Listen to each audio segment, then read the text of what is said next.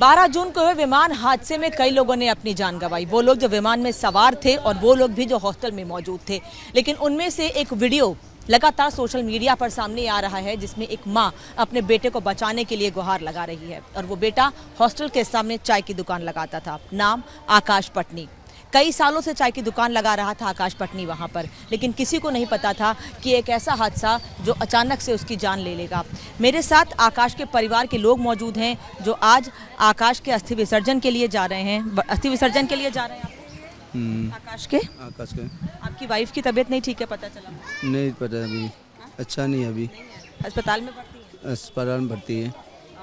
सरकार की तरफ से कोई मिलने के लिए आप लोगों से बात करने के लिए आया? कोई नहीं आया। किसी तरह के मुआवजे का ऐलान, कोई बात? कोई नहीं।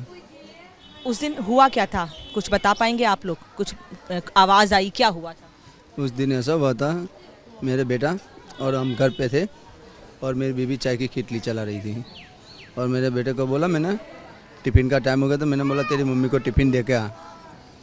अच्छा, मैं मेरे लड़के को टिफ़िन लेके किटली पे भेजा रोटी देने के लिए और टिफ़िन उसकी मम्मी खा रही थी। खा के सामने की साइड में लड़का बैठा था और बोला कि टिफ़िन खा रहे हैं, मतलब मैंने बोला घर पे चले जाना और घर पे जाकर सो जाना। बोला कि अच्छा है। मैं यहाँ से जाके थोड़ा साहिबाग गया था, मैं भी ऑटो रिक्शा भाड़े की चलाता हूँ। 20 रुपये का भाड़ा मिला। मैं साहिबाग में 20 रुपये का भाड़ा उतारना गया, उसकी मम्मी का टिफ़िन लेकर छोकरे को भेजा। उसकी मम्मी खा रही और लड़के को खड़ा करने जाते थे, खाते खाते स्पॉट हुआ बड़ा सा और धमाका जैसा हुआ। मेरा साहिबाग, ये पीछे साहिबाग है, वहाँ पे गया और काला काला धुआं दिखा इसे। तो मैंने बोला कहाँ का है धुआं, कुछ ज़्यादा स्पॉट हुआ है। मैंने पैसेंजर को नीचे उतारा, मैंने बोला बहन जाओ आप।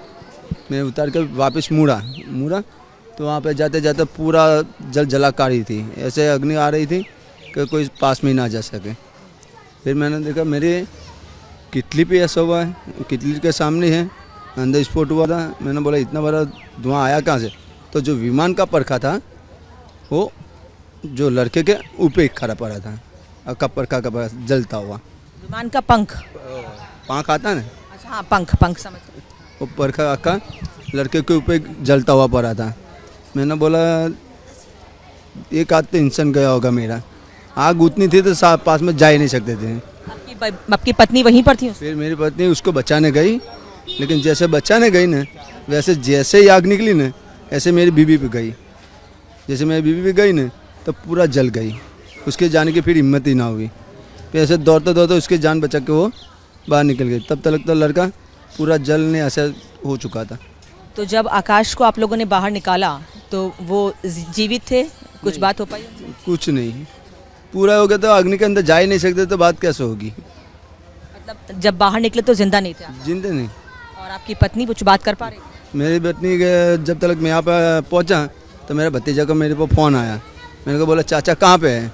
मैंने बोला क्या हो? मैं यहाँ पे हूँ। बोले तेरी चाची और गड्डू कहाँ पे है? बोले कि गड्डू का अभी पता नहीं है, लेकिन मेरी चाची को सिविल हॉस्पिटल में एम्बुलेंस के अंदर डाल कर ले गए हैं। मैंने बोला ऐसा है?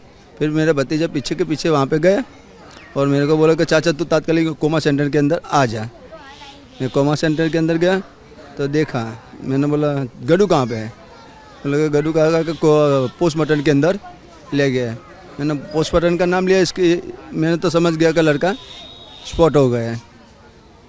मैंने बोला तेरी चाची? बोले कि ऊपर सिविल के अंदर एडमिट करा हुआ है। आपके बेटे की उम्र क्या थी? 45 साल 15 साल की। 15 साल की उम्र थी। और आपके परिवार में और कौन कौन है? 2-3 लड़के, एक लड़का है। एक लड़का है और एक लड़के की डेथ हो गई है आपके, और 3 बेटियां हैं अभी? 3 बेटे हैं। तो आप सभी लोग काम करते थे उसके आसपास या कहीं और काम? नहीं, वो सब घर पे था। दोनों लड़कियां नहीं यहाँ पे घर पे थे और मैं भी अकेली थी वहाँ पे, न लड़का अकेला था। अच्छा, जिन लोगों की विमान हादसे में मौत हुई है उनके लिए 1-1 करोड़ रुपए की मदद का ऐलान किया गया है, लेकिन आपके बेटे की भी तो जान उसी में गई है। आप लोगों के लिए कोई मुआवजे का ऐलान नहीं किया गया? कोई मदद नहीं, कोई सरकार की ओर से आया नहीं मिलने, प्रशासन से? किसी जगह से नहीं। अभी क्या कोई लिस्ट तैयार की जा रही है? कुछ पता चला है आप लोगों की? कोई सूची तैयार की जाएगी, उसके बाद कोई मदद पहुँचाई जाएगी आप लोगों को? अभी तक कुछ हवामान ऐसी मिली नहीं कि कुछ करेंगे, कोई ऐसी बात मिली नहीं अभी। आप लोग मांग क्या करते हैं, आप चाहते क्या हैं? हमारे मांग क्या हुआ है? एक किटली पे, चाय की किटली पे चल रहा था मेरा 5-7-9 जन का गुजारा। एक ही किडनी पे। अभी धंधा भी पड़ गया, किडनी चलाने वाले भी एडमिट हैं। बहुत तो है नहीं और कुछ। अभी अकेले भाड़े किराए की ऑटो चलाता हूँ।